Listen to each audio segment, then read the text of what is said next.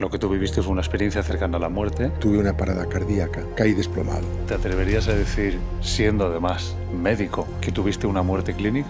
Sí, es que no tengo duda. Me veo a mí mismo y veo mi cuerpo encajado entre un mueble y la pared, inerte, sin respirar. Simplemente es una comprensión que dije, bueno, me he muerto. El ser de luz me transmitió pues si quieres vuelves, una chispa pequeñita. Fue capaz de reactivar el corazón. Como si el golpe de desfibrilador te lo dieran desde el otro lado. ¿Cómo sabemos que entonces no es una creación del cerebro? Y si no es una creación del cerebro, ¿de quién es esa creación? Pues bueno... El temor a la muerte es el miedo más primitivo y arraigado al ser humano. Desde el nacimiento luchamos contra la muerte. Pero la incertidumbre y la muerte no se entienden bien. Por eso, casi obligados, muchos decidimos que la muerte es el final y muchos otros acabamos decidiendo que no, que la muerte es un tránsito. Lo interesante es que las personas que han vivido una experiencia cercana a la muerte, 1, dejan de temer y 2, se asientan en la certeza de que la vida sigue después de la muerte. La famosa frase memento mori adquiere una nueva y profunda dimensión vital. Y como sé que estas historias os encantan y a mí también, hoy y ahora en Roca Project tengo conmigo al doctor José Morales, que viene a hablarnos de lo que la muerte, su muerte, le enseñó. ¿Qué tal, José? Bienvenido a Roca Project. Buenos días, Carlos, y a ti y a tu audiencia. Muchas gracias por haber venido. Sé que vienes de un poquito lejos. Vienes de La Rápita, ¿no? Bueno, vengo del paraíso. Vienes del paraíso. El delta del Ebro y un pueblo, una población maravillosa con una gastronomía extraordinaria que es San Carles de la Rápita, o La Rápita, como se llama actualmente.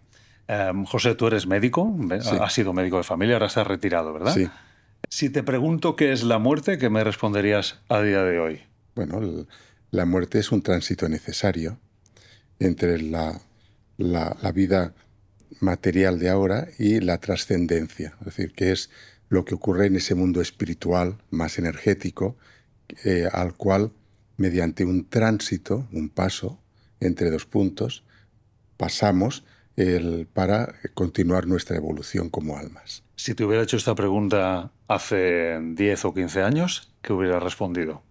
Mira, con 4 ya hay bastante. O sea, mira, yo hubiera respondido que cuando te mueres se acaba la luz, se apaga la luz y ya está. Y entonces pásalo aquí lo mejor que puedas, gánate la vida de una forma honrada, disfruta de lo que tienes sin quitarle nada a nadie.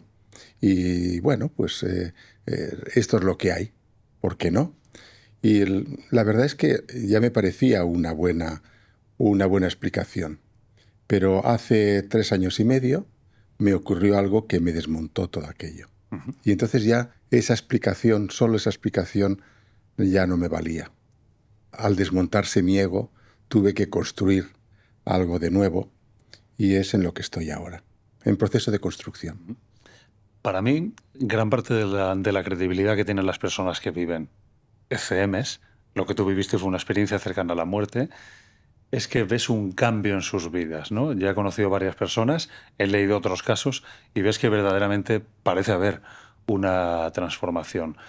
¿Podrías contarnos qué fue lo que ocurrió?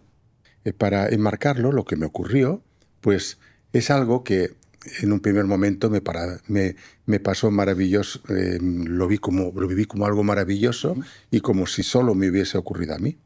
Y al revés, es un proceso muy común, con una estructura interna muy sólida, muy fija. Sí. Y casi, si me lo permites, te lo cuento poniéndolo en contexto con lo que le ocurre también a los demás. Maravilloso. Con lo cual yo creo que nos dará perspectiva. Sí que te pido algo, porque tengo tu libro. Os he dicho que él viene a hablarnos de lo que la muerte le enseñó. Así se llama el libro, ¿no? Sí. Me parece fascinante, ¿eh? O sea, como historia a mí me atrapa. Tú dices que hay una versión corta express y una versión larga de tu ECM. Como estamos en Roca Project, yo te pido la versión larga. Sí, yo te daré la versión larga. Te puedes explayar lo que tú quieras, estás en casa. Te daré una versión larga sin demasiado ego, espero. Un segundo y enseguida volvemos. ¿No te pasa que al volver de vacaciones tienes que afrontar la dificultad de retomar la vida normal con todos sus retos, cuando en realidad lo que te apetece es tirarte en el sofá, elegir una buena serie y olvidarte de todo? El problema es que ni elegir una serie es fácil, porque a un catálogo enorme se suma el hecho de que decidir es algo que generalmente nos cuesta. Por eso, cuando aparece una decisión fácil, el camino se despeja un poco y ganamos tranquilidad. Razón por la cual quiero hablaros de O2, la compañía de fibra y móvil que patrocina este episodio y con la que aciertas 100%, porque no hay letra pequeña, tampoco permanencia ni sorpresas en la factura, y además disfrutarás de la mayor red de fibra y conexión 5G Plus para tu móvil. Otra cosa muy buena es que cuando en O2 mejoran la tarifa o condiciones, los primeros en disfrutarlo siempre son los que ya son clientes. Entre tantas decisiones difíciles que nos plantea la vida, elige una fácil y pásate a O2. Más información en o2online.es o llamando gratis al 1551. Y ahora sí, seguimos con el podcast. Te daré una versión larga sin demasiado ego, espero. Mira, en aquella época, para ponerlo en contexto, yo pasaba te diría que una época muy feliz de mi vida. ¿Por qué? Porque después de muchos años como médico de familia, en un mismo ambulatorio, en Lérida, es decir, el CAP era el de les Borges Blanques, en Lérida y tal, pues yo tenía un anhelo que decía yo, mira, me voy a jubilar y no lo voy a conseguir, que era jubilarme en mi paraíso particular, que es el Delta del Ebro, y en concreto una ciudad que me encanta, que es San Carles de la Rápita. Y me llevé la sorpresa que simplemente lo pedí y me dijeron, pues ¿por qué no? Ah, qué bueno. Entonces me dieron la posibilidad de irme a donde yo quería, cuando yo quería, y al final de mi vida laboral, y bueno, pues yo estaba encantado. Es decir, no provenía de una crisis personal, ni de un proceso de divorcio, ni de haber sufrido ninguna pérdida importante. Al revés, me sentía extraordinariamente feliz. Tú eres médico de familia, pero además eres un hombre de familia, ¿no? También. Sí, tengo mi esposa, tengo 2 hijas, ahora también 2 nietas, y bueno, pues una época muy feliz. Entonces yo, en esa época feliz, es verdad que tenía un hándicap, y es que tenía una arritmia que en cuestión de pocos meses fue empeorando, de tal forma que tenía ya unas ciertas crisis, era una fibrilación auricular que me ocasionaba arritmias, síncopes, cosas. La verdad es que mi cardiólogo se preocupó y me dijo, esto hay que operarlo, y me dieron fecha y todo eso, estaba en orden. Entonces, lo que me ocurrió fue que un día, yo al levantarme de una siesta caí desplomado. Y yo te diría que hay 2 líneas del tiempo. Una línea del tiempo material, que yo te diría que yo me incorporo. ¿Estabas solo? Estaba solo en el dormitorio, y mi esposa estaba en el salón, pues supongo que viendo la televisión o algo, ¿no? Es decir, era la hora de la siesta y tal. Entonces, cuando me levanté, como digo, pues caí desplomado.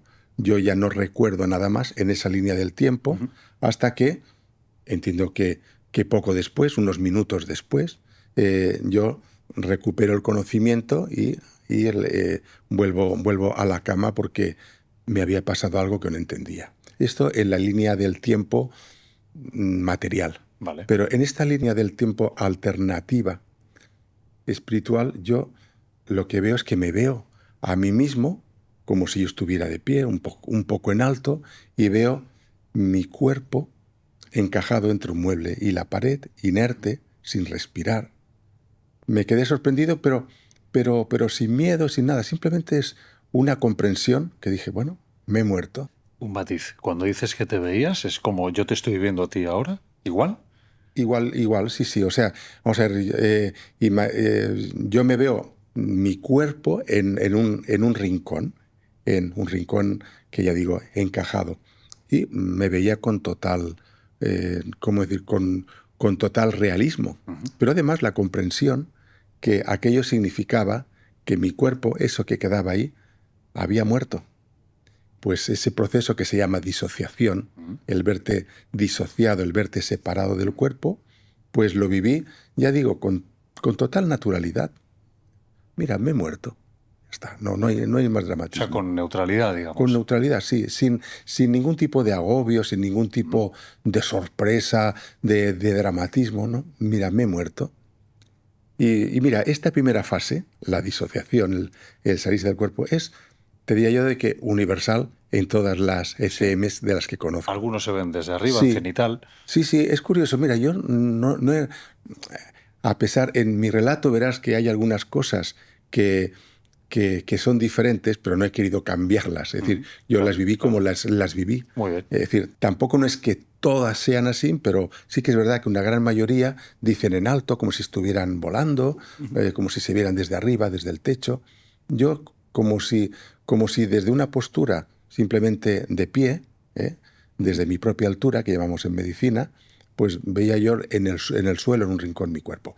Como digo, de ahí pasé a un espacio que yo diría neutro. Era un espacio de transición. Allí no me sentía ni especialmente bien ni especialmente mal. Estaba tranquilo, no tenía ningún tipo de agobio, pero tampoco ningún tipo de alegría especial.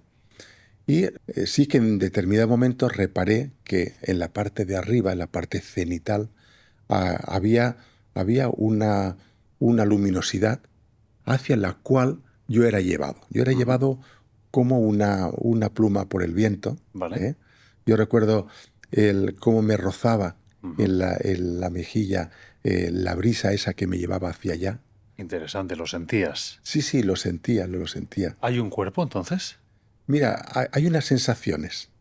Es decir, de decir que hay un cuerpo es muy atrevido, pero que hay unas sensaciones como si fueran somáticas. Físicas, ¿no? Físicas, sí.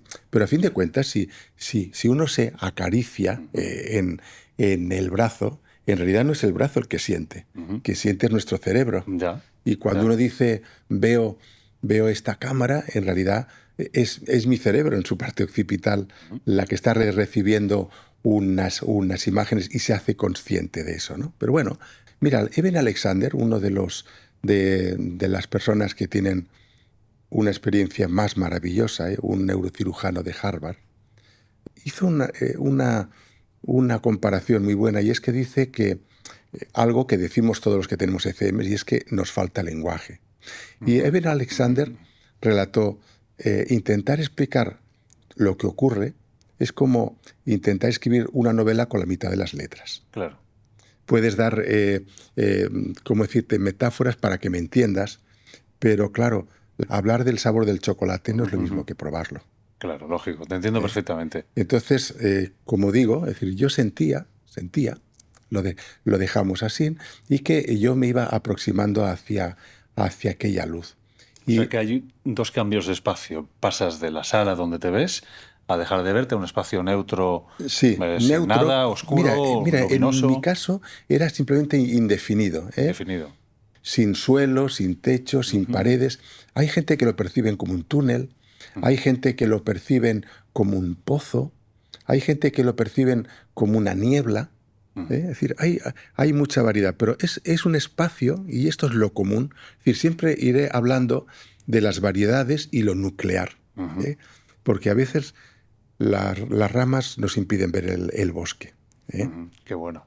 Entonces, lo nuclear es que allí estás en una situación de transición. Bueno, estás como a la expectativa. Algo está cambiando en ti mientras tanto. Te diriges hacia esa luz, y cuando emerges en esa luz, pues viví y experimenté una paz inmensa, una conexión extraordinaria con lo que era un paisaje alpino. Yo tengo que decir que yo vivo en Lérida, yo soy de Lérida, y entonces con frecuencia, pues desde Lérida o te vas a la playa o te vas hacia la montaña. Y hacia la montaña pues tenemos un maravilloso Pirineo. Espectacular. También he estado en los Alpes, también he visto otras montañas, pero bueno, de estos paisajes de montaña hermosos, de postal, ¿no? ¿Era algún paisaje concreto o se No asemejaba era. a otro? Te diría que de forma genérica he visto muchos así, he tenido momentos cumbre que digo, wow, ¿no? Qué chulo. pero no lo identifico con un lugar en concreto. Y también aquí te quiero decir que este lugar es curioso porque las personas que nos sentimos muy atraídos por las montañas, vemos montañas, pero hay personas que están en una playa. Es decir, yo creo que esta experiencia, si lo tiene alguien de la Rápita, Ya, es muy probable que hable, o alguien de una isla, ya, que hable del ya. mar, que hable de un atardecer, que hable de un momento de conexión. Porque lo importante es eso. Incluso hay personas que ni siquiera lo definen como un paisaje, sino como un estado energético, como el cosmos. Hay gente que se ve como en el centro del cosmos y ve galaxias por todos lados. Pero lo nuclear es que hay una experiencia de profunda conexión con el todo. Yo te diría que en mi experiencia, y entiéndelo más como una metáfora, si hubiera habido una hormiga en la montaña de enfrente, no solamente sabría que hay una hormiga, sino la vería y sentiría sus pasos. Qué Sí, interesante esto, ¿no? sí, sí, es decir, hay una conexión y además has abordado el tema de los sentidos y es muy curioso. También todos los relatos hablan de una extrema sensibilidad. Yo, por ejemplo, que apenas tengo olfato, percibía unos olores con unos matices que nunca antes, nunca después los tuve. También los colores tenían una luminosidad desde dentro. ¿Cómo dirías que una flor no es solamente que es una flor hermosa, sino que además tiene una luz interior? No tienes palabras, es decir, eso está en mi mente y no sé expresarlo con palabras. Pero bueno, es decir, allí estuve y en aquella conexión me sentí inmensamente feliz. De tal forma que por mí no hubiera cambiado. Pero no solamente que no hubiera cambiado yo, es que nadie quiere cambiar de los que tienen una ECM y experimentan esta felicidad. Cuando dices quieres cambiar, quieres decir que te quedarías. Exactamente, quieres cambiar a otra cosa. Ya. Es decir, incluso estoy recordando ahora un relato que dice que cuando estaba así de bien no quería cambiar y no quería ni siquiera volver. Y decía con cierta culpabilidad, dice, y mira que yo quiero a mis niñas, que es lo que más quiero. Y dice, pero es que yo no quería volver, yo allí ya estaba bien, no pensaba en eso, ¿no? Y bueno, en ese estado de felicidad en el que yo estaba, y volvemos a mi relato, pues aquello en cierto momento llegó fue poniéndose más neutro, menos luminoso, hasta que quedó en un espacio neutro que al mirar hacia mi izquierda yo percibí una presencia y estaba un amigo del alma que era Tomás José. Tomás José era un ser de luz maravilloso, con muy mala suerte. Tenía talento, tenía hermosura, tenía todo para triunfar en la vida. Y con 18 años, con su carrera de piano acabada, y hablamos de mediados de los años 70, con 18 años él había acabado no solamente el bachiller para empezar medicina, que iba a empezarlo en septiembre, sino además la carrera completa de piano. Iba a Barcelona no solamente para hacer medicina, sino además para ya estar con maestros No es poca cosa, ¿eh? de piano. Sí, Estudiar sí, las dos cosas, ¿eh? las dos cosas. Pues él estaba ya a nivel de perfeccionamiento y iba a Barcelona ya para ponerse en la tutela de algún gran profesor de allá del Conservatorio de Barcelona. Además encantador, ya te digo, muy atractivo. Y con 18 años empezó a tener trastornos en el comportamiento y en tocar el piano, unas cosas muy extrañas. Lo llevaron así a neurólogos y le dijeron, mire, tiene un tumor cerebral. Oh. Tiene un tumor cerebral y hablamos de mediados de los años 70. No había los avances de ahora, Claro, ¿no?, que claro. precisaban. Entonces, la neurología era muy clínica. Había pocas pruebas comparado con hoy en día, todas las pruebas de imagen que hay. Entonces le dijeron, mira, es un tumor cerebral, sabemos dónde está, ahora hay la posibilidad de sacarlo y que pase poco, ¿no? Es decir, y entonces tú imagínate, y yo me pongo ahora en dentro del corazón de su madre, Conchita, y su padre, su familia, que resulta de que, bueno, pues se pusieron en manos de esos neurocirujanos, y los neurocirujanos hicieron todo lo que pudieron con lo que se encontraron y les devolvió a su hijo en coma profundo durante 2 años. Uf. Y cuando recuperó la conciencia, pues la mitad derecha del cuerpo la tenía muy torpe. Es decir, es lo que se llama una hemiparesia. O sea, que el piano... Y aquí tenía una deformidad en el cráneo, consecuencia de la operación. Y cuando volvió, no solamente volvió torpe, sino también volvió ciego. Y volvió con limitaciones. Y ahí entro yo en su vida. Pidió la madre apoyo por parte de la parroquia a la que yo iba, para que hiciera compañía, para que fuera a leer, porque tenía un cierto aislamiento. Y bueno, ahí entré yo, él recuperó mucha movilidad, le integré en mi pandilla, era algo mayor que yo y mayor que los que eran de mi edad, ¿no? Pero algo, a lo mejor 5 años creo que era, pero era uno más. Y aquellos fueron unos años muy felices para él, lo fueron también para mí. Esto fue así hasta que el tumor, pues 3 años después de conocernos, se reprodujo y finalmente acabó con él. Pero fíjate cómo sería su amor por mí, y esto es relevante, que yo en la última visita que le hice, que ya estaba muy mal, estaba allí postrado en la cama, me decía: José Antonio, dice, rezo por ti. Yo, ¿cómo que rezas por mí? No te ves, ¿no? Gritaba yo por dentro.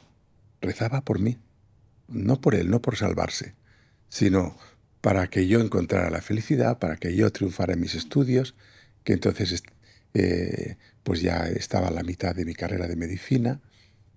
Eso es de una gran generosidad. Y rezaba por mí. Bueno, vivimos una historia muy especial, la verdad, como puedes comprender yo.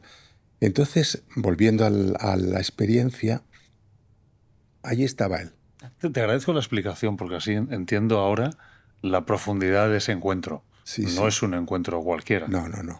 Y a mí una cosa que me desconcertó, y ya digo, es que cuando estudié esto es que mucha gente dice, bueno, me encontré un montón de gente. Yo había perdido ya, cuando tuve la ECM, había perdido a mis padres, había perdido a algunos seres queridos, había perdido tal. Nadie estaba, solo Tomás José. Es decir, yo de ahí aprendí algo, y es que nadie muere solo y quien te ama te viene a buscar. Y por algún gran misterio, solo estaba Tomás José. Después hay una historia, otra persona, pero es una historia que no casa con esto, la dejamos un poco aparcada. Como digo, yo sentí una inmensa alegría. Y además, yo sabía lo que él pensaba.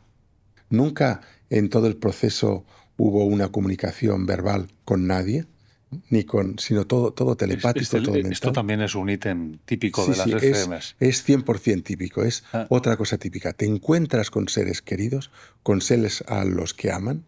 Nadie se encuentra con un jefe déspota ni con el director de la entidad bancaria. Menos mal. Siempre te viene a buscar gente que te ama. Hacienda no está, ¿no? No Tampoco, está. gracias a Dios. Entonces, decimos todos los que hemos tenido ECMs que te viene gente que te ama. Mascotas también.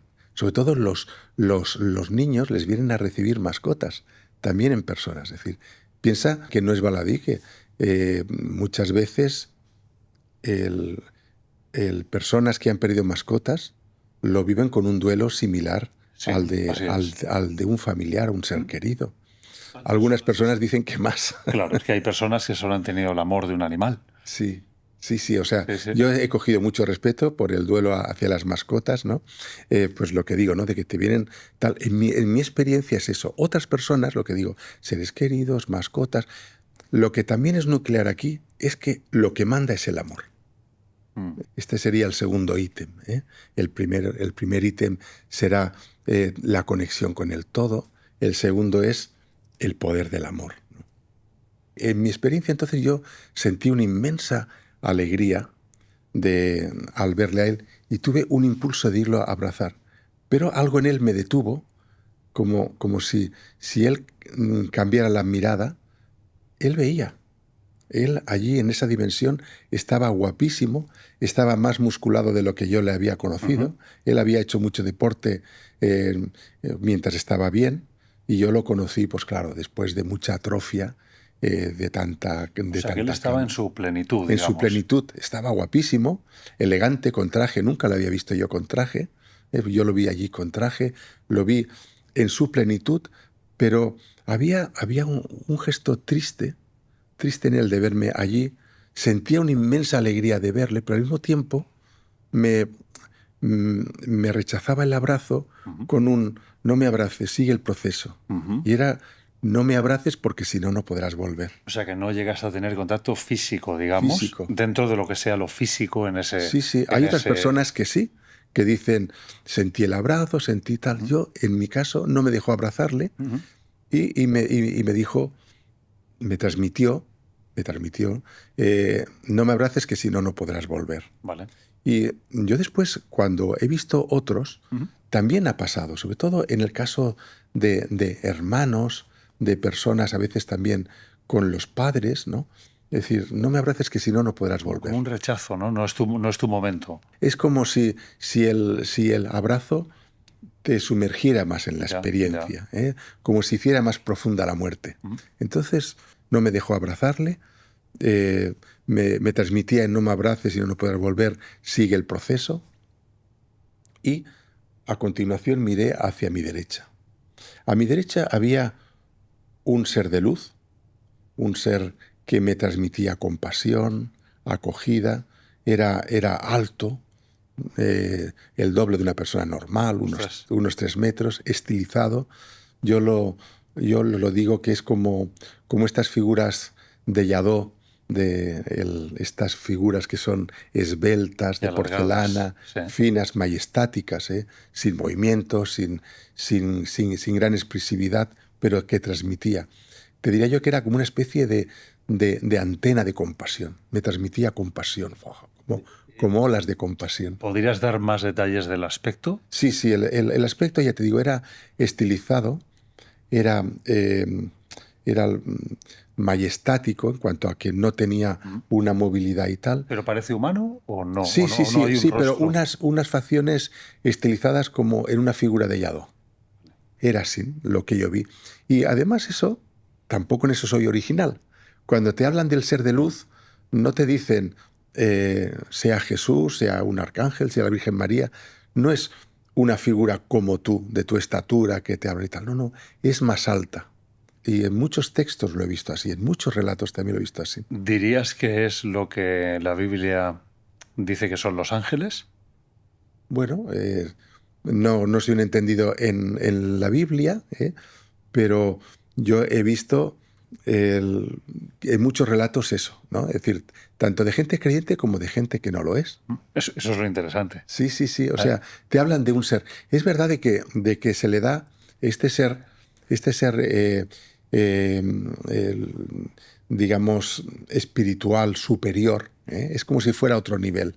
O sea, digamos que Tomás José estaba a mi nivel y esto era otra cosa. Otra cosa. Es decir, incluso este ser adopta muchas formas.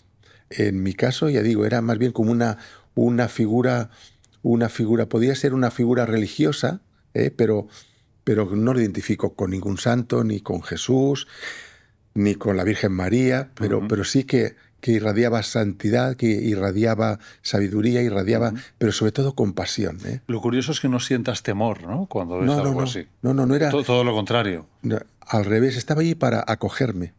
Es decir, yo no lo comprendía, pero me vendría a transmitir algo así como un todo está bien. Yo entiendo, por lo que ahora voy a contar, que fue la experiencia nuclear de mi experiencia, que lo nuclear era lo que iba a venir, que era la revisión de vida. Y él estaba allí para estar a mi lado, no para juzgarme, sino para acoger lo que ahora iba a ocurrir. Y yo la expresión más cercana es la que yo veo con mi hija. Tengo una hija ahora con un bebé de 8 meses y cómo acoge a su bebé. Es decir, pues con esa ternura con la que la mamá acoge al bebé, yo me sentía acogido, arropado en su presencia. Aún no sabía para qué, pero era mi sentimiento, ¿no? Y ya digo, es muy común la aparición de esta figura. A continuación apareció delante mío una especie de panel, o me hice consciente de como si fuera una especie de collage de muchas pantallas, de muchas imágenes. Es decir, tú imagínate una especie de cuadro de 10 por 10, ¿no? Imágenes, ¿no? Y ahí que estuviera toda tu vida. Y que tú reconoces cada una de esas imágenes, cada uno de esos cuadros, lo que es. Es otro ítem más que se da a muchos, la película de tu vida que muchos ven pasar, Mira, ¿no? mucha gente, haces muy bien, mira, mucha gente lo dice que es como unas láminas que pasan, ¿no? Otras personas que es como una película que pasa rápido. Yo decía como unas pantallas. Una persona, y digo, wow, esto también. Una persona lo describió como un retablo gótico. Ajá. Un retablo que dices, mira, el retablo de San Juan, pues ahí está toda su vida, ¿no? Y está desde que nació hasta su final, ¿no? Y lo tienes allí todo. Y entonces si tú vas, pues casilla por casilla, resiguiendo ese relato, tú tienes ahí toda la vida del santo en este caso, ¿no? ¿Y tú veías Pues toda yo tu vi vida? allí toda mi vida. Y no sé por qué razón, a mí me llamó mucho la atención los momentos desafortunados de mi vida. Y quiero aclarar que yo en ningún momento fui juzgado. Este ser me pasaba compasión, me transmitía una profunda compasión hacia lo que ahí estaba, y si tuviera que traducir sería algo así: no te preocupes, fue tu ignorancia, eh, forma parte de tu aprendizaje, no pasa nada. Perdón, en todo caso, ¿no? Perdón y misericordia, ¿qué sería? Sí, sí, sí, o sea, desde luego, vamos a ver, como no me culpaba de nada, tampoco me perdonaba de nada, ¿no? Pero si él te transfiere esas sensaciones es porque tú sí te estás juzgando. Sí, yo me juzgué, sobre todo, vamos a ver, ¿qué tenía en particular, qué tenía de especial lo que yo allí veía? Veía momentos desafortunados de mi vida, y cuando digo desafortunados, no hablo de delitos, no hablo de nada que sea malo en cuanto a maldad, pero sí estos momentos egoicos del día a día en el que... ¿Podrías poner un ejemplo de algo que Sí, recuerdes? sí, sí. Mira, pongo siempre un ejemplo, puedo poner más, pero pongo un ejemplo porque es muy gráfico. Un día yo fui a una cafetería con una amplia terraza, y entonces había, bueno, yo me senté pues para tomarme un café con leche bien caliente, ¿no? Y cuando viene la camarera, que digo, bueno, lo que me hace esperar, ¿no? Pues lo que me encontré fue que vino apresurada. Bueno, ¿qué desea? Mira, un café con leche bien caliente. Y al cabo de otro rato, y yo mismo en mi ego, ¿no? Me fui poniendo como más descontento, Sí. pues me trae un cortado y frío, ¿no? Y yo, bueno, ¿pero esto qué es, no? Aquí ya mi ego. Cogí aquello, me fui a la barra y digo, mire, señorita, yo le he pedido un café con leche bien caliente. Y la chica, eh, yo entiendo por su acento que era una chica rumana que estaba en la hostelería, pues dice, usted perdone y tal. Y lo dejó todo, me hizo allí el café con leche bien caliente, me lo dio, ahora se lo llevo a la mesa. Y digo, no, no, déjamelo, ¿qué te debo? Como diciendo, mira, ya estoy bastante cabreado, venga, ¿qué te debo? Se lo pagué y me fui a la mesa como diciendo, bueno, mira, he hecho valer aquí ¿cómo decir? Mi poder de consumidor, Ya, ¿no? ya. Pero, Sí, tu dignidad, ¿no? ¿qué fue? Sí, sí, mi dignidad. Pero ¿qué fue lo que yo percibí allí? Allí sentí lo que ella sintió. O sea, ahí tienes el otro lado del Sí. relato. Y fíjate que te he dicho que era rumana, desde luego no es diálogo, no es un conocimiento, como decirte, real en cuanto a que yo escuchaba lo que pensaba, porque seguro que pensaba en rumano, pero sí que sé lo que pensaba. Y lo que pensaba fue, ahora, si va el jefe y se queja, igual me despiden. ¿qué va a ser de mi niño y de mí? Que él depende de mí. No nos podemos ir a vivir debajo de un puente. ¿Qué será si me despide y me falta el sueldo? Eso fue lo que ella en su interior llevaba adentro. Claro, yo me sentí muy mezquino cuando yo tuve la versión completa, la versión con subtítulos, ¿no? Con la historia B, la historia desde lo suyo. Otro caso, pues bueno, yo me acuerdo que en mi adolescencia, al salir de casa, vi que un canario que tenía mi madre estaba de vacaciones, ¿no? Con mi padre pasando unos días fuera, pues que le faltaba agua, pero yo, bueno, ¿cómo decir? En mis prisas de adolescente por salir, pues pensé, bueno, cuando vuelva ya le pondré. ¿Sabes qué? Me encontré al pájaro muerto. Y hoy día sé que murió deshidratado. Pues yo sentí aquella sed del pájaro, del canario. Es decir, a ver, con cosas de estas no te sientes orgulloso. Y fue muy doloroso también comprobar, porque era una revisión de la vida empática, viendo no solamente lo que hacía, no juzgando, sino sintiendo lo que la otra persona sentía en sí misma. Digamos que sería como si tuvieras toda la dimensión de tus acciones. Sí, sí, o sea, como si tuviera no solamente lo que yo hago como emisor, sino que además lo recibiera como receptor de la persona que es objeto de mi egocentrismo, ¿no? O de mi ignorancia, o como quieras. ¿Hubo alguna experiencia relacionada con hacer daño al planeta, a la creación, a la Tierra? No, la verdad es que, para ser sincero, no, todo fue más bien alrededor de las personas. Y lo que digo es que lo que fue muy doloroso fue comprobar que había hecho sufrir a personas que me amaban. Había mostrado egoísmo hacia personas que me amaban. Y yo, claro, yo sentía, en esta revisión empática, yo sentía la emotividad que había generado. A veces rabia, a veces decepción, a veces tristeza, a veces injusticia. Y ya digo, eso no te hace sentir bien. Pero también insisto en que era una autoevaluación. Lo comparo a cuando una persona se está sacando el carnet de conducir, ¿eh? Tú haces el test y después te dan las respuestas, y te dan las respuestas para que tú veas dónde has fallado y que el día del examen no lo repitas. O sea, yo me sentía que estaba revisando todo aquello y que la intencionalidad era que viera yo mis errores. No, el sentimiento de culpa que yo podía tener era una cosa mía. Pero era tan intenso que todo aquello se transformó en mi universo.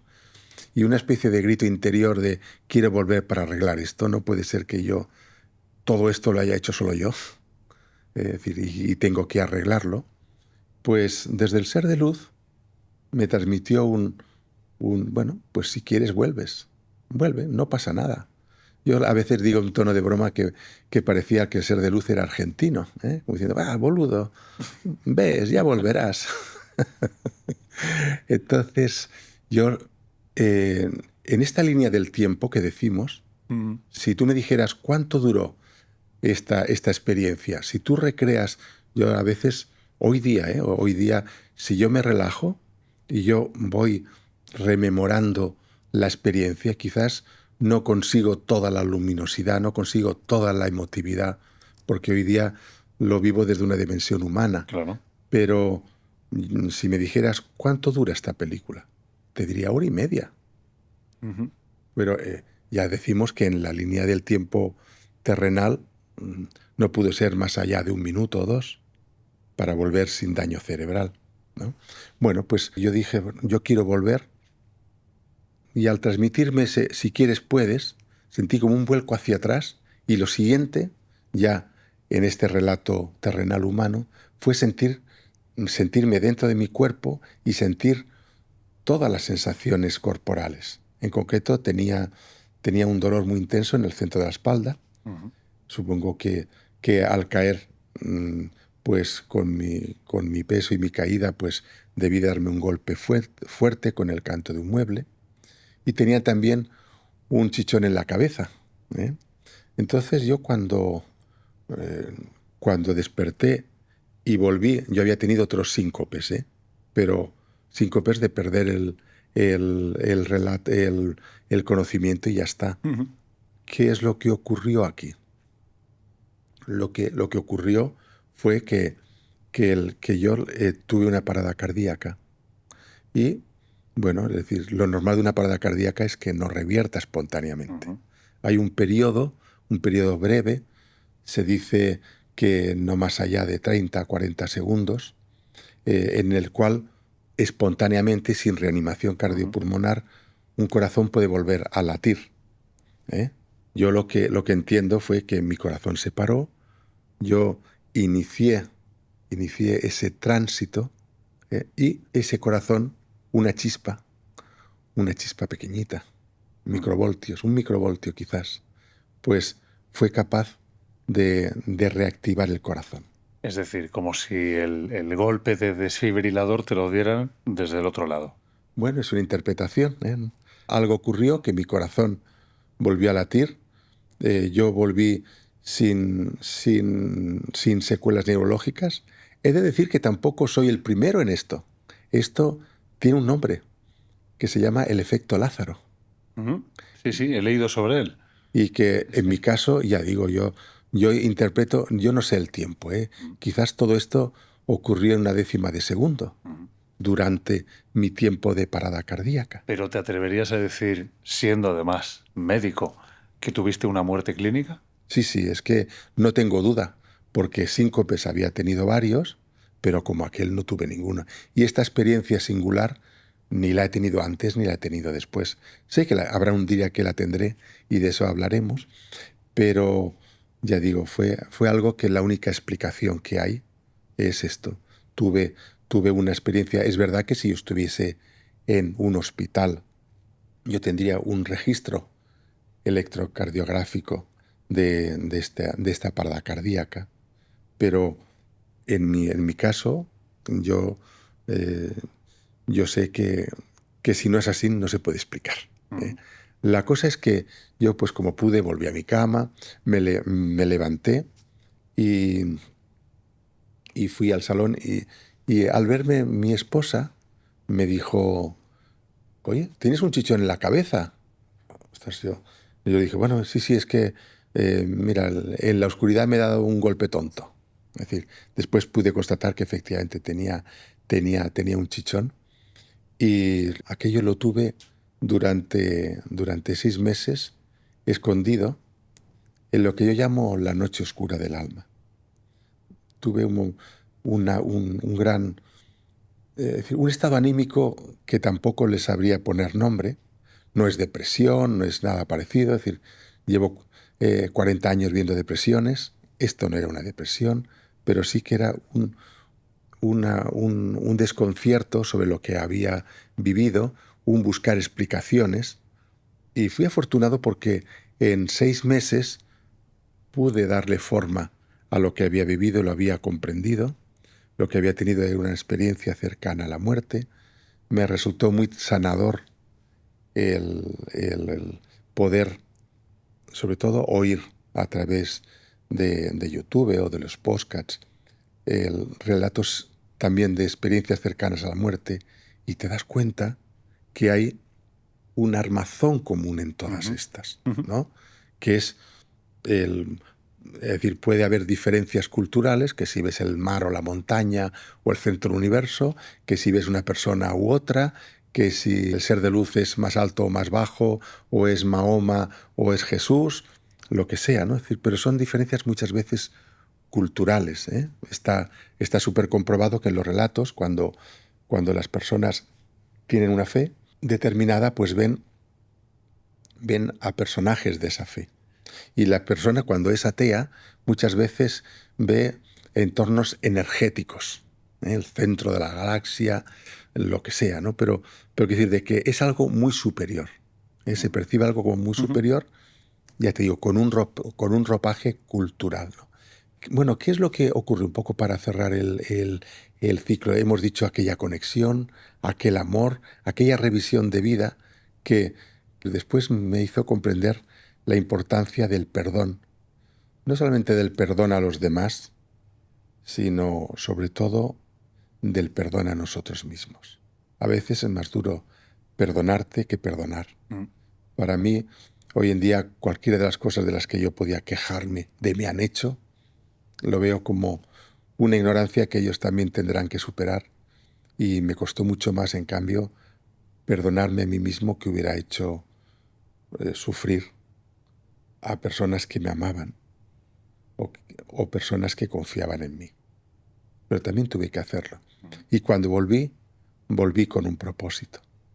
Y estos cuatro bloques, grandes bloques, que repito, la conexión, el amor, el perdón y el propósito, es lo que ese conjunto, ese kit, provoca ese cambio en las personas. ¿Es eso lo que la muerte te enseñó? Es eso. Son estos cuatro momentos, estas cuatro capacidades que tienen un gran poder para cambiar y mejorar la vida de las personas. Bueno, pues uno vuelve, ¿no?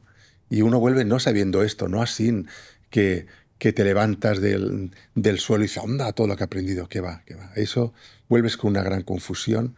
Tienes ahí todo un puzzle desarmado que tienes que encajarlo y que a medida que lo vas encajando va tomando sentido, pero que cuando al fin consigues más o menos armarlo, dices, wow, aquí hay algo poderoso y algo capaz de transformar vidas, O porque lo sea, hace. como un médico encaja esa experiencia cuando la vives. Pues mira, un médico es una persona más.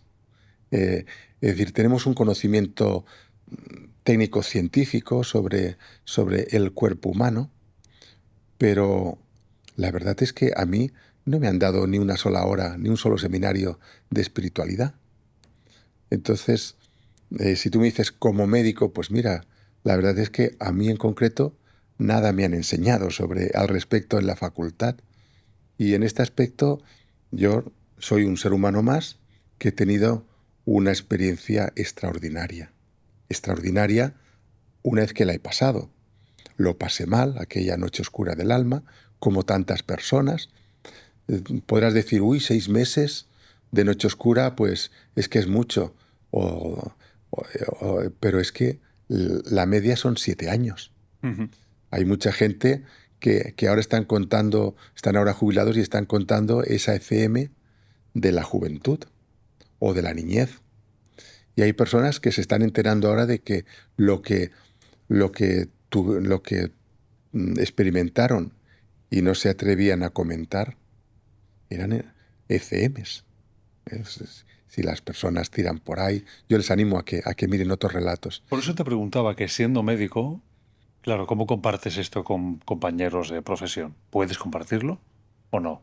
Bueno, no solamente lo comparto, sino que lo he compartido. Ahora lo explicaré lo que quiero decir. A ver, yo cuando volví me pasé 6 meses que no lo dije a nadie. Y la historia de hacerlo público fue que 6 meses después, en una cena con unos amigos, mi esposa, mi hija, conmigo y también un matrimonio con su hija, de pronto le digo, mira, os voy a contar algo. Y ellos esperaban así una historia graciosa, una anécdota.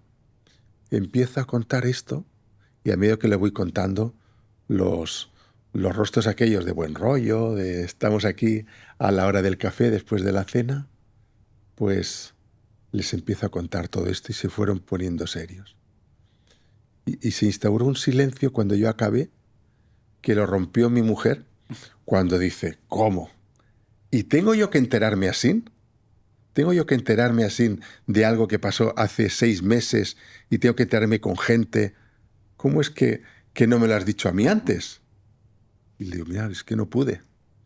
No pude. Es decir, Tengo que deciros que la mujer de José está aquí, está al otro lado de las cámaras escuchando esto. Por si os da algo de información, yo le doy permiso para venir aquí y si algo no es así, lo puede decir.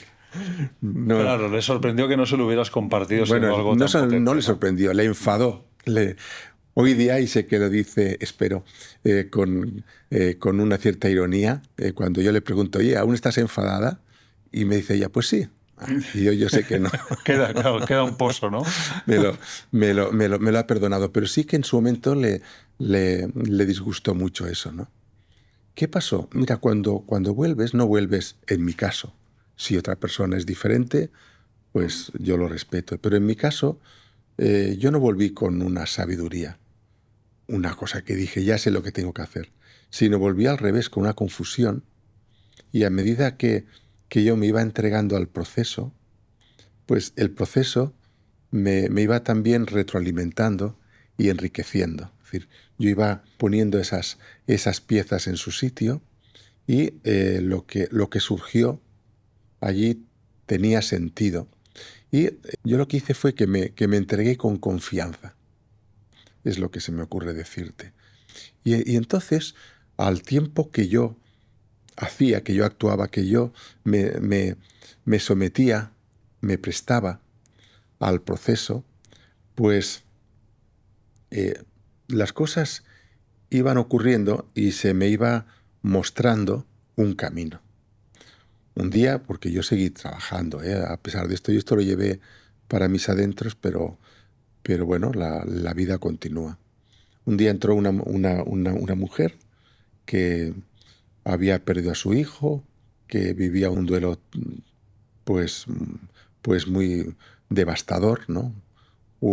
Tú imagínate, un chico adolescente, hijo único de 17 años, con todo, con todo por conseguir, que es de estos que es el líder de la pandilla, el más inteligente de clase, un chico guapo, con todos los dones.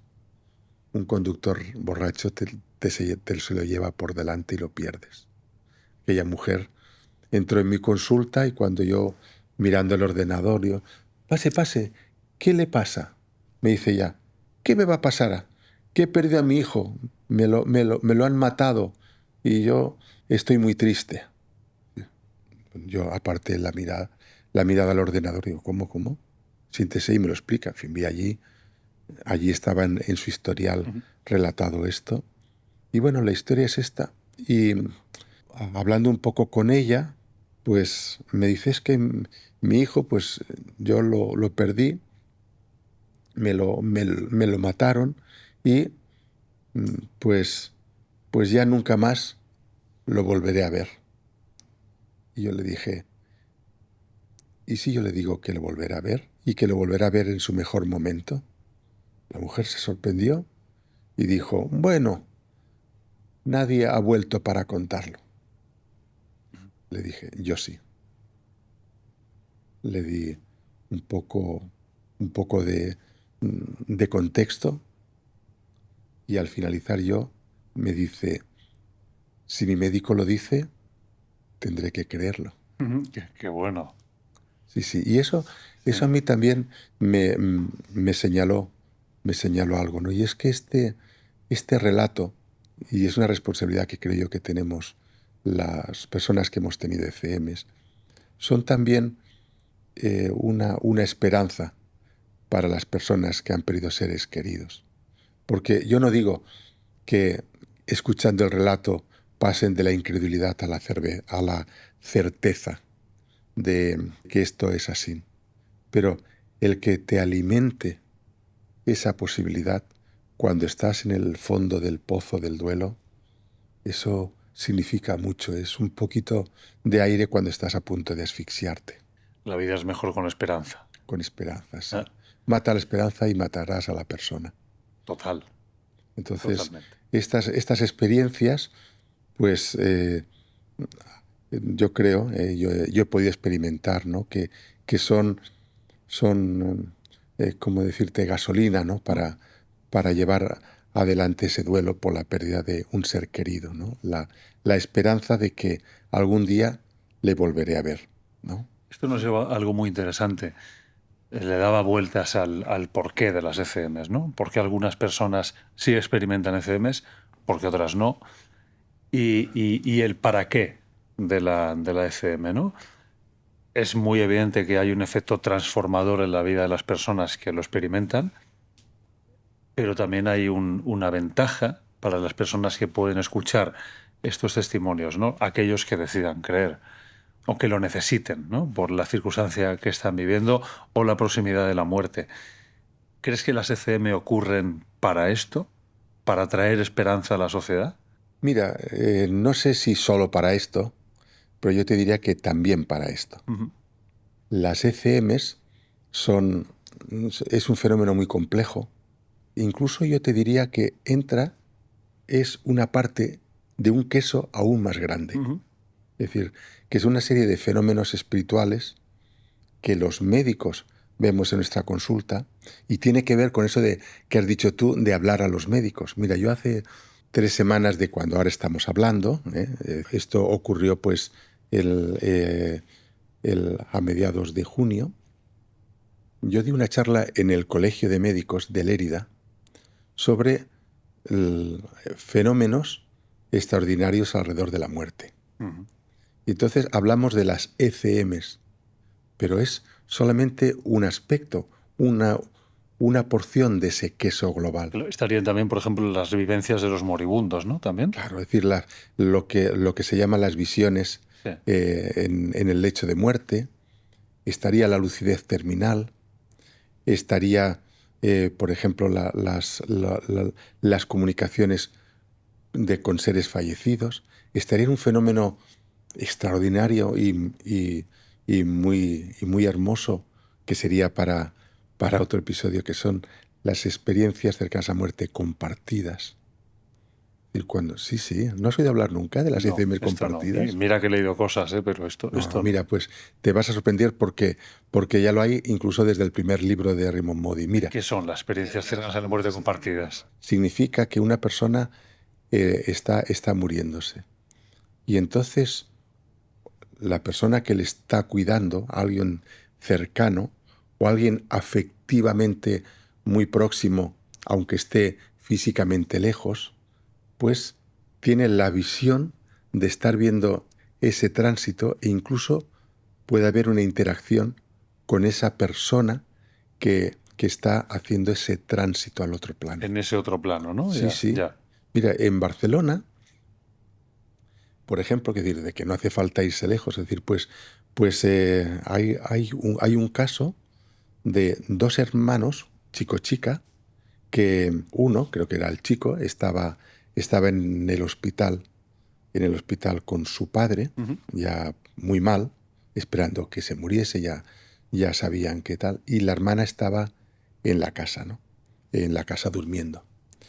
Entonces ella en ese sueño, en ese estado de sueño en el que estaba, pues tuvo una especie de sueño muy diferente a todo lo demás, en la cual estaba con su hermano y su padre, y que su padre le decía que marchaba y les daba un determinado mensaje. Fue una experiencia tan intenso que a la chica le despertó, Ujú. le despertó del sueño en el que estaba. Bueno, al día siguiente, cuando están en el entierro, habla con el hermano y le dice, mira, fíjate que yo tuve un sueño que bla, bla, bla. Y él se quedó sorprendido y dice, oye, es que yo experimenté lo mismo. Yo también pensaba que era un sueño. Y en realidad lo que habían tenido era una experiencia compartida de los tres. Claro, lo que pasa es que lo fácil es decir, es un sueño, ¿no? Es decir, lo fácil es decir, es la falta de oxígeno. Ujú. Pero claro, porque estamos cerrados a la posible explicación espiritual. Y hay, como te digo, hay muchos fenómenos hay una serie de fenómenos que era lo que yo explicaba en la conferencia. Yo hablaba de una decena de fenómenos que los médicos vemos en nuestras consultas, es verdad que esporádicamente, y sobre todo si tenemos una actitud acogedora hacia la experiencia del paciente, independientemente de nuestras creencias. Es decir, no hace falta creer para acoger la experiencia. Y es lo que explicaba eso en mi conferencia a mis compañeros médicos. No hace falta creer para acoger la experiencia, pero esa experiencia está ahí y tenemos que acogerla con compasión y calidez. No limitados por la ciencia, sino preparados desde la ciencia para abrazar lo espiritual. Claro, claro, es que hablamos de cosas diferentes. Claro. La ciencia, yo sigo siendo un hombre de ciencia. A ver, la parte feliz de lo que dije yo de lo de mi corazón fue, la parte feliz es que gracias a la ciencia, gracias a un procedimiento que me hicieron en una clínica, un personal altamente especializado, mi corazón a día de hoy, según mi cardiólogo, parece nuevo de fábrica. Uh-huh. Muy feliz por ello. Y eso se lo debo a la ciencia. Pero claro, tú has dicho, ¿qué es lo que piensa un hombre de ciencia y tal? A ver, cuando un científico opina sobre espiritualidad, olvidamos que está al mismo plano que nosotros, que cualquier otro. Lo que yo pueda opinar sobre espiritualidad no creo que sea más valioso que el señor que está ahora barriendo la calle. Lo que pasa es que a los científicos se les da por personas abrazadas a la razón, muchas veces enquistadas en la razón, en lo lógico, Bueno, lo explicable. pero quizás es limitados a la razón, como si no hubiera nada más. Uh-huh. Y lo que decimos, claro que sí que existe. Mira, yo te lo expresaría de otra forma. Mira, es verdad que las personas que creen que existe una dimensión espiritual creen en la espiritualidad. Pero es que las personas que opinan lo contrario no es que no creen, ellos creen lo contrario. Ellos son creyentes del materialismo. Pero si cualquiera de los dos tuviese un argumento que rebatiese el pensamiento del otro, entonces habría un pensamiento, ¿cómo decirte?, verdadero y otro que sería una creencia. Pero el científico, por muy científico que sea, por muy grande que sea, resulta que en el campo de la espiritualidad no puede hablar con más autoridad que una persona que no, ¿cómo decir?, de que no tiene ninguna formación académica. Hay una historia preciosa de la India, que había un hombre muy santo que hacía muchísimo ascetismo, iba gente de todos los lugares y para exponerle sus cosas, sus dudas, y el hombre, pues, desde su santidad y sabiduría, daba consejos, ¿no? Entonces se le acercó una pobre mujer, una mujer sencilla. Este hombre estaba en una choza al lado del río y le dice, «Maestro, ¿tiene alguna enseñanza para mí?» Y le dice, «Sí, que si tuviera suficiente fe, sería capaz de atravesar el río caminando». Y la mujer lo sintió, se dirigió al río, empezó a andar con fe, y cuando estuvo en el otro lado de la orilla, dijo, «Es verdad, teniendo fe soy capaz de caminar sobre las aguas». El hombre este santón, pues cuando vio aquello dijo, bueno, pues si esta indocumentada es capaz de andar sobre las aguas, ¿qué seré yo, que soy todo un maestro? Uh-huh. Así que se puso decidido a querer andar sobre las aguas y se ahogó. Por eso digo, vamos a ver, los hombres de ciencia que hablen de ciencia, ¿eh? Pero la dimensión espiritual, pues la sienten las personas independientemente de su nivel intelectual y de su nivel cultural. Entonces yo creo que cuando a un hombre de ciencia le dices qué es lo que opina de la espiritualidad, pues bueno, pues está muy bien a ver lo que opina, pero la autoridad se la da a quien le escucha. Estoy muy de acuerdo con lo que dices. Voy a hacer un ejercicio. Yo soy una persona de fe, estas cosas me gustan, me interesan estos temas y creo en la verdad de muchos testimonios. Pero ahora como periodista me voy a poner al otro lado, ¿no? A ver cómo me respondes a esto, José, porque seguro que lo habrás pensado. Si las experiencias cercanas a la muerte tienen estos ítems comunes, pero son un poco a la carta de cada uno por los condicionamientos culturales, por lo aprendido, por los gustos, que te guste más la montaña y a mí más la playa, por ejemplo, ¿no? Que yo creo en una figura religiosa y tú en otra, o en nada, creo en el cosmos, pero no en nada porque soy ateo. ¿Cómo sabemos que entonces no es una creación del cerebro? Y si no es una creación del cerebro, ¿de quién es esa creación? ¿Quién es el arquitecto que está detrás? O la arquitecta. Me da igual. No creo que quede sometido o condicionado por sexo, lo que sea que haya hecho eso, que para mí es Dios. ¿Cómo sabes por qué no es el cerebro y cómo sabes por qué es el autor otro? Sabes que tú buscas la respuesta en el lugar equivocado. A ver, a ver. La misma mente que crea los argumentos es la que quieres que te dé una respuesta a esa, Mm. a esa pregunta tuya. Pero en realidad, vamos a ver, el, para, para tú tener esa respuesta necesitas mirar hacia adentro y hacer el silencio. Y el silencio no es la ausencia de ruido, es la ausencia de ego. Entonces, yo diría a esas personas, oye, es que no busques un argumento en temas espirituales y tal. Sal de tu ego, haz el silencio de verdad y entonces a ver qué es lo que emerge. Y entonces lo que emerja es la verdad para ti, es la verdad que te sirve. ¿Y cómo sabes que es la verdad que te sirve? Porque te hace sentir mejor, porque llena tu vida. Es decir, una mujer tiene un bebé, lo ama y daría la vida por él.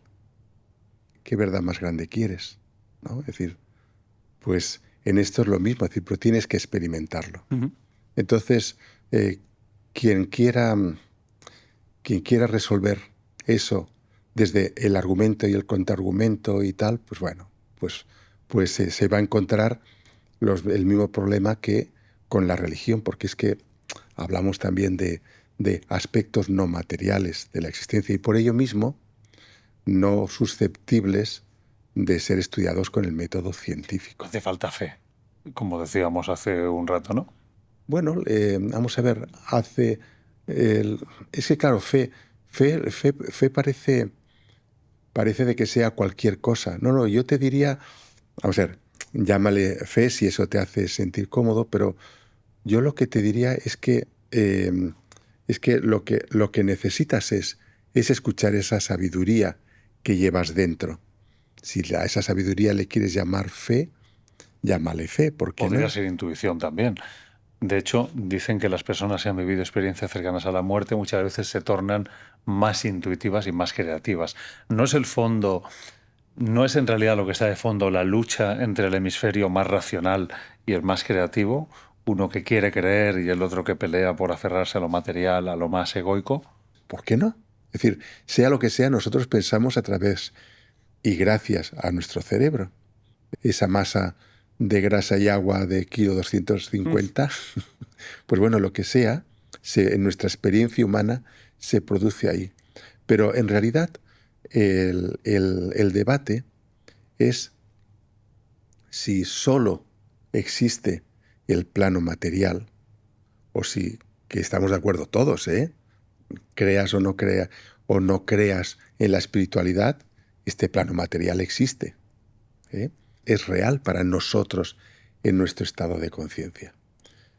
La cosa es si hay solo esto o continúa en esa trascendencia. Ujú. Es decir, los que hemos tenido una experiencia cercana a la muerte, decimos, mira, oye, yo no sé por qué a mí, porque yo conozco mucha gente mejor que yo, mucho más digna de tener un don así y que no lo han experimentado, no sé por qué yo, ¿eh? Pero oye, ya que lo tengo, esto es fantástico porque a mí ya me dice que al menos el principio del viaje, que es maravilloso, que es extraordinario, me convence a mí, de forma subjetiva, me convence que esto no se acaba en la materia. No es aquel se apaga la luz. Continúa. Mm. Y continúa en otro plano diferente, más energético, y en el cual yo creo hoy en día que seguimos evolucionando. Hablamos de espacios distintos. Tenemos el espacio que habitamos tú y yo aquí ahora, este Sí, material que conocemos. sí. Y luego también hablas de unos espacios con un aspecto y una forma en esa otra experiencia. ¿Quién crees entonces que tiene la autoría de eso? ¿Qué es lo que hay detrás? Bueno, lo que hay detrás es muy grande. Y no sé si hay alguna mente capaz de albergar esto. Pero sí que se puede experimentar. Experimentar el contacto, la unidad. Pero como todo en la vida, que es valioso, pues eso requiere un esfuerzo. Y yo lo que diría, y es lo que en este libro yo le doy especial énfasis, en cultivar estos aspectos, estas dimensiones de nuestra vida, la conexión, porque estás hablando de conexión con la espiritualidad, ¿no? La conexión con esa parte profunda de ti mismo, que tiene que ser en el silencio, el amor, el perdón, el propósito, es decir, ¿para qué? Para que afloren las comprensiones dentro de nuestras limitaciones de dimensión humana. Gracias a que hay una parte de la ciencia que hoy en día investiga esto, tuvimos a Pim van Lommel en Europa, ¿verdad? Wow, sí, en Holanda. Hemos tenido después también a Sam Parnia en Estados Unidos. Sí, Hay pioneros en el ámbito de la ciencia que están sí, diciendo, oye, si esto le pasa a tanta gente es por algo, ¿no? En España tenemos al investigador Manuel Sansegarra, que le tuvimos aquí wow, en el programa. un genio, sí. Él ha empezado a traer explicaciones relacionando la fenomenología de las ECMs con la física cuántica. Esto es bastante complejo de entender porque sabemos muy poco de la física cuántica. Y esto está implicando que haya muchos detractores. O sea, está el que aboga por esto y lo investiga y los que miran en la distancia y señalan y pueden incluso desprestigiar al doctor por atreverse a decir algunas cosas que dice o incluso a personas de ciencia, como podría ser tú, que defienden testimonios como lo que tú viviste, ¿no? ¿Qué piensas de esta parte de la ciencia que os mira y os señala desde la incomprensión? Bueno, hay gente que, que mira el dedo y hay gente que mira la luna. Entonces, bueno, yo creo de que entrar en el debate de si tal argumento de física cuántica, yo que no sé nada. Es decir, yo he Yo menos. intentado, yo, yo yo mucho menos. Si tú sabes he, poco, madre mía, sí, yo. sí, he intentado decir, bueno, tú, a ver si cojo algo que va. Es decir, Sí. mi cerebro no es capaz y por eso admiro tanto a personas como el doctor Sanz, no solamente él, ¿no? Pero a él lo admiro muchísimo, capaces de adentrarse. Y algo poderoso tiene cuando es capaz de un señor sentado en un sillón llenar estadios enteros que van a escucharle. Es decir, la sociedad tiene, tiene interés, tiene necesidad de escucharlo. Bueno, es decir, en sus detractores, pues bueno, mira, si lo hacen desde el plano del debate y tal, pues muy bien. Y si lo hacen pues para satisfacer su ego de que, mira, yo le llevo la contraria, pues digo, bueno, pues quizás, quizás hay que mirar el ego, ¿no? De esas personas. Es decir, yo creo que la luna es lo que está llevando a la gente a hablar de estos temas que no hace tanto, yo hace 3 años ni lo conocía, o bueno, hace 3 años y medio. Es decir, lo conocía, tenía referencias de estas cosas que ves un programa por la televisión, pero en la vida te puedes imaginar que te pase a ti y mucho menos pues todas las personas de todas las condiciones, de todos los oficios, de cualquiera de los sexos, que te explican esta experiencia común, ¿no? Algo grande hay detrás de esto. Y esa es la luna, y ahí es a donde tenemos que mirar. Lo otro, pues mira, yo de eso no entiendo. Yo lo que puedo decir es que mi experiencia totalmente subjetiva, que no impongo a nadie, y a quien crea y le sirva lo contrario, pues la respeto profundamente, lo que diría es que, total, hace 4 años pensaba como ellos. Yo he cambiado. ¿Cómo sabe alguien que de aquí al momento de su muerte no cambiará? De hecho, la gente va cambiando a lo largo de su vida. Yo creo que cuando se acerca el momento, te aferras a la esperanza. Sí. Pero claro, uno tiene que verse. Uno tiene que verse con el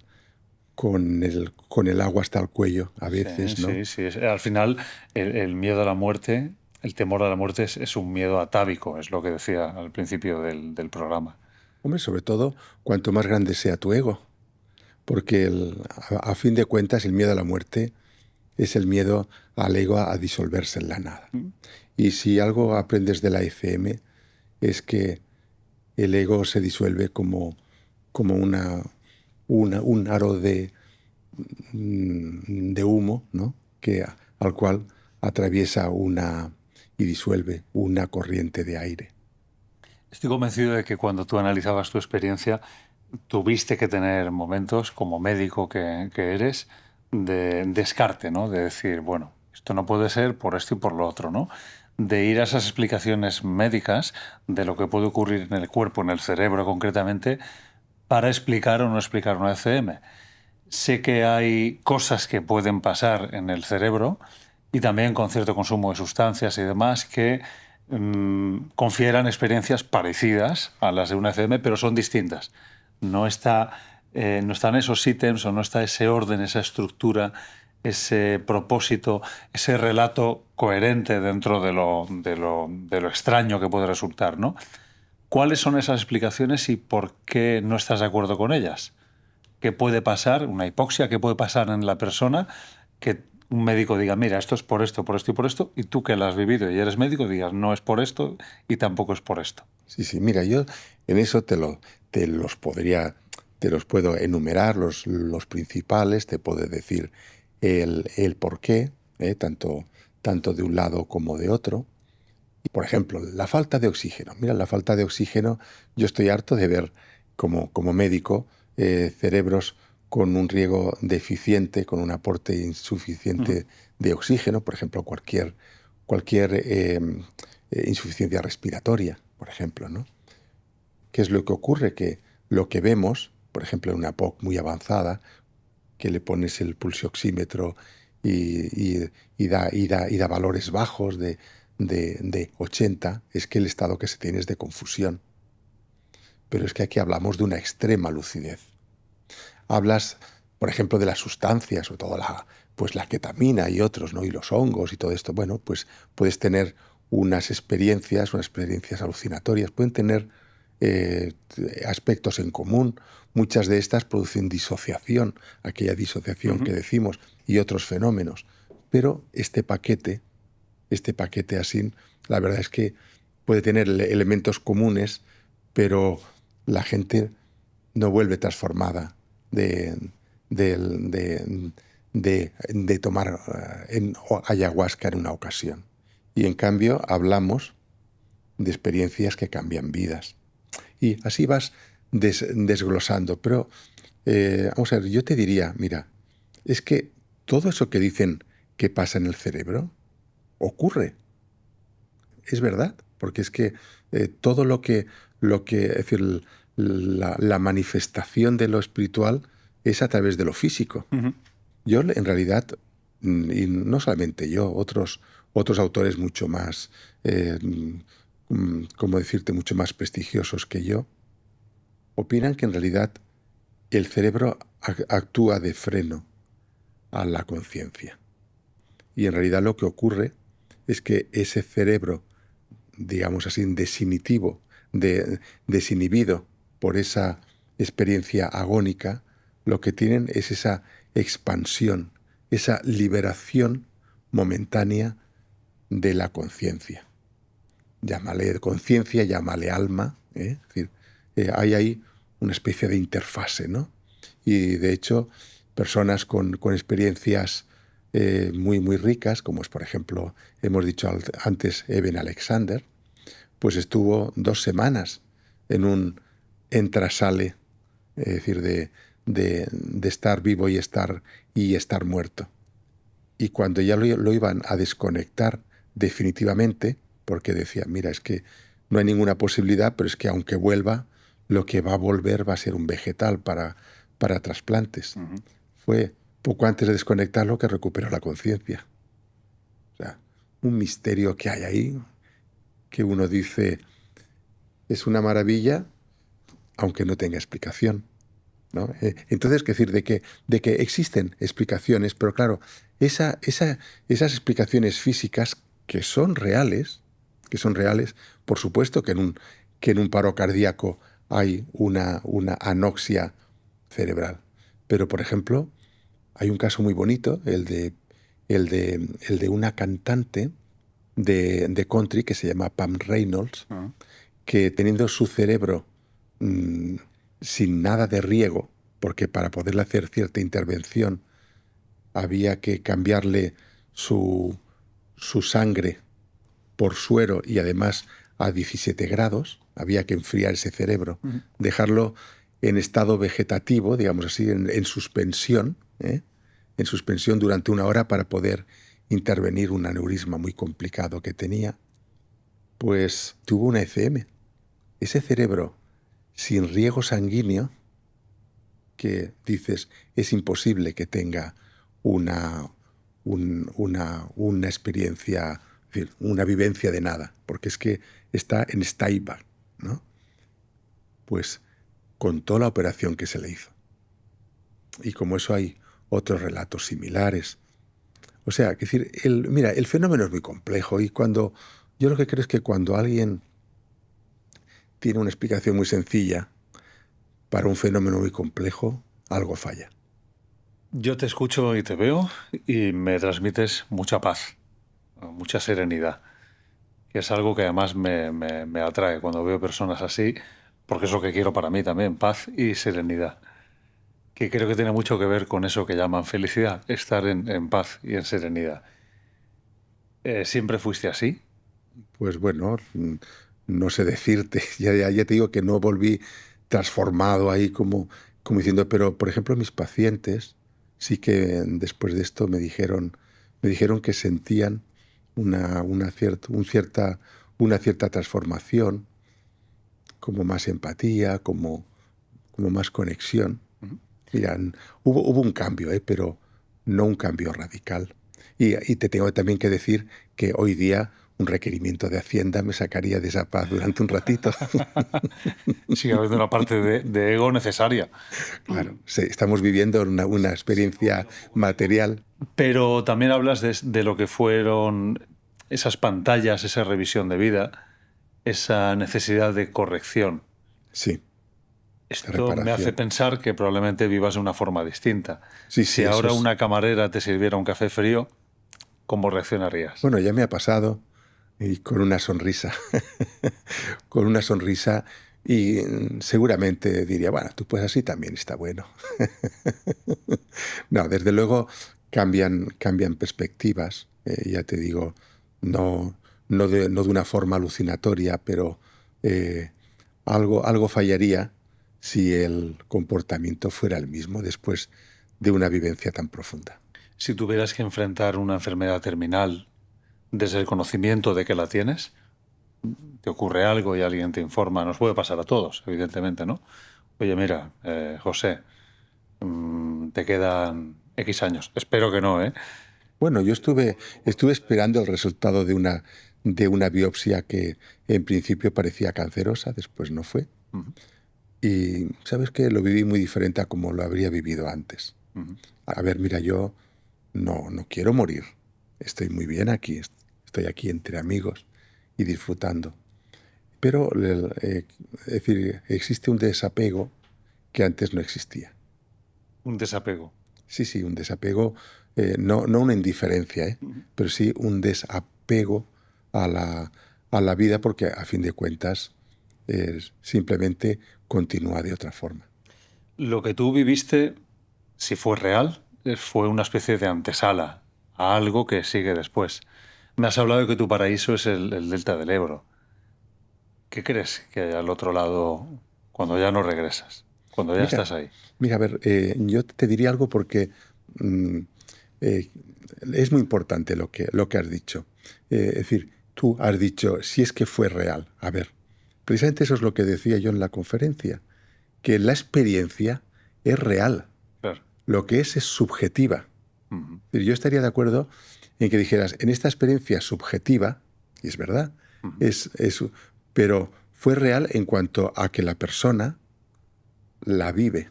Claro. Entonces, después aquí llegarían los filósofos, ¿qué es la realidad? ¿Real para ti o real en sí? Este sería el debate, ¿no? Bueno, pero es que los físicos al final lo que nos están diciendo es que las cosas no son como parecen. Ya. Por sólidas que las veamos, es todo espacio. El, partículas, pues ni siquiera. Es decir, existe una ambivalencia entre partículas y ondas. Y empiezan así, y al final escuchas a los físicos, como a veces en podcasts que los he escuchado con mucho gusto, ¿no? Ujú. Pero lo que queda es, vamos a ver, existe algo, pero muy diferente a lo que tú te piensas, ¿no? Esa experiencia subjetiva siempre es real.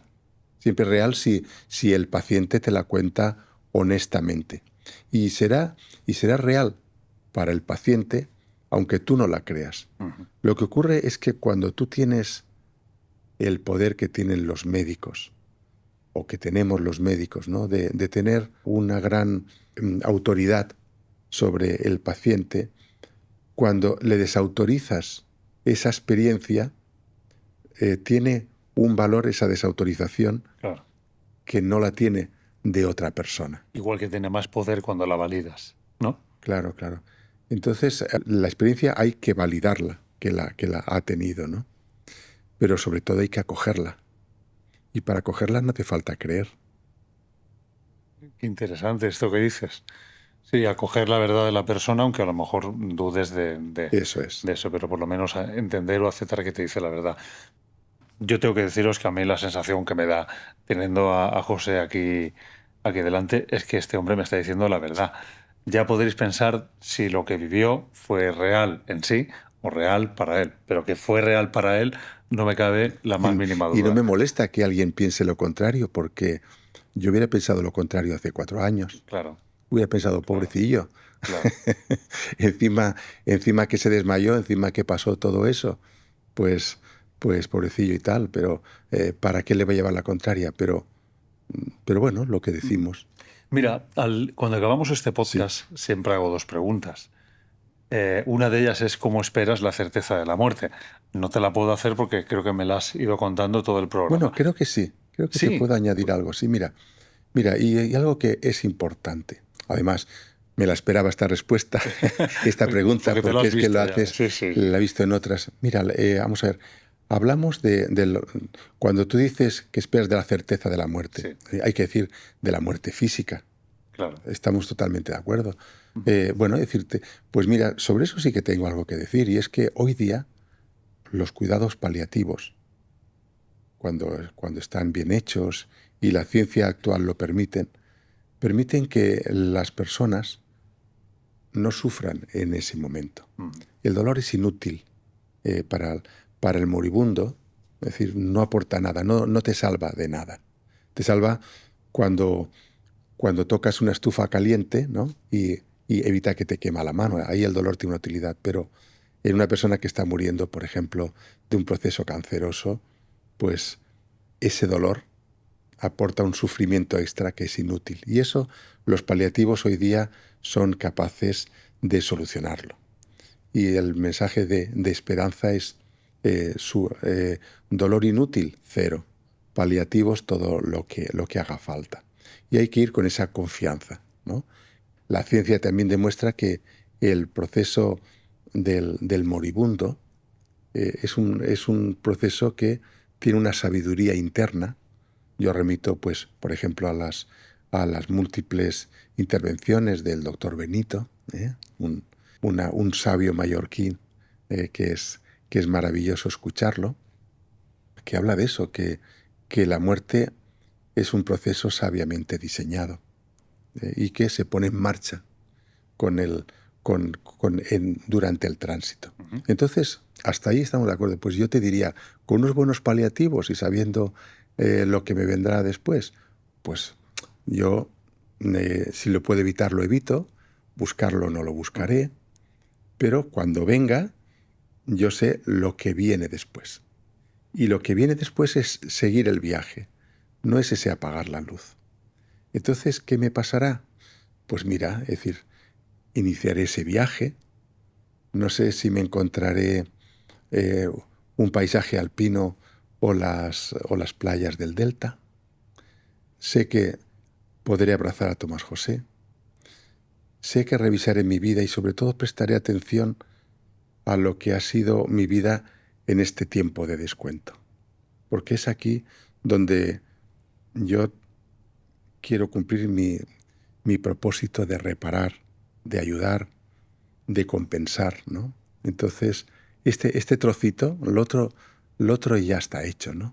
Pero este trocito de este tiempo de descuento, pues espero verlo y verlo con muchas más imágenes de amor. ¿Eh? Y después ya, a partir de aquí, lo que podemos llamar esta metafísica de lo que te espera más allá y tal, mira, con estos relatos yo he oído muchos, hay personas que hablan de muchas cosas que se encuentran, yo solamente hablo de lo que he experimentado. Y lo que he experimentado es lo que he contado al principio y lo que haré es seguir en esa evolución. ¿Qué me espera? No lo sé. Te agradezco mucho la respuesta porque además me has contestado a la pregunta que quedó sin respuesta cuando me has hecho el matiz de la historia que es verdad, ¿no? Y yo quería saber cómo imaginabas el otro lado, o tu vida Sí. después de la vida en ese otro lado. La última pregunta que también le hago siempre es cómo te gustaría que te recuerden cuando ya no estés. Pues mira, sobre todo yo creo que lo importante es quién. ¿Mm?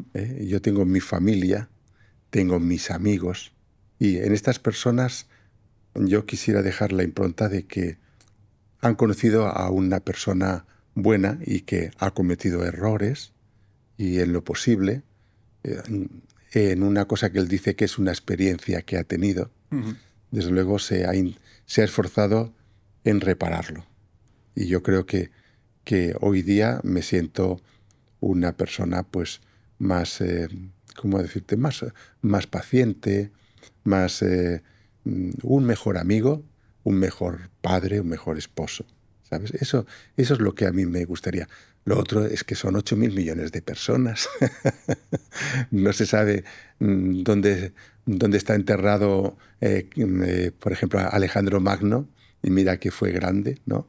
Es decir, pues de mí, ¿quién se va a acordar? Oye, mira, con que se acuerden mis hijas y digan, papá fue maravilloso, yo diría, wow, esto sí que es irse por la puerta grande. Bueno, pues muchas gracias y veo que tienes algo que has traído para el programa. Sí, Por mira. favor, no te vayas sin dármelo. Pues mira, mira, ¿cómo decirte? Intenta ser una metáfora. Mira, ábrelo, mira. Es decir, ya tiene una etiqueta. Vale, dice el misterio de la muerte, ¿lo pone aquí? Sí, el misterio de la Además muerte. además de verdad. Añadiría el misterio de la vida también, ¿eh? Bueno, muy bien. No, que no es Dentro poca tiene una cosa. caja, efectivamente. Una caja muy, Y, muy y bonita. dentro de la caja hay 3 mensajes. Vale.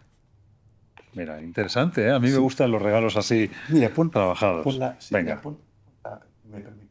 Sí, sí. No, tienes que sacarlo. ¿Vale? No, tienes que sacar lo que hay. Saco lo que hay dentro. Sí. Vale. Bien, sí. ¿Qué es esto? Es Pues, una luz, ¿no? Sí, bueno, mira, quiero explicarte algo. Mira, ponlo aquí encima, ¿no?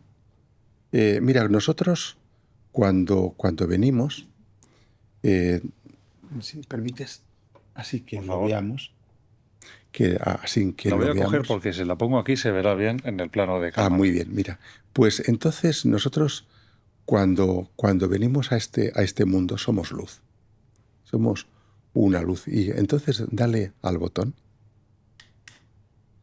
Entonces somos una luz para eh, que, que tenemos una oportunidad de vivir, una oportunidad de aprender.